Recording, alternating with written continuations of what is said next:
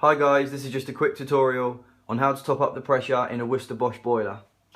Firstly, you should have one of these keys. If you don't, go to your nearest boiler merchants and just say you need the Worcester Bosch filling key and they'll be able to sort you one out. If you look underneath the boiler, the key goes just in there.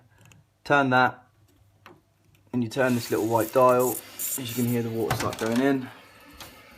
You want the pressure to be around just over 1 really.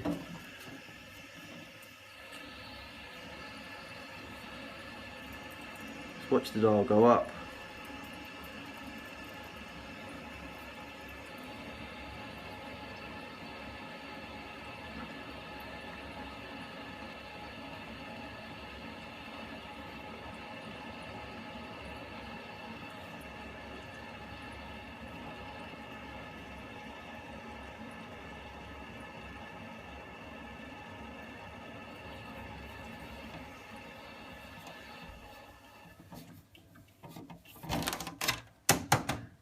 And then you need to turn that dial off, turn your key. You might get a little bit of water as you pull the key out, and that's it, job done.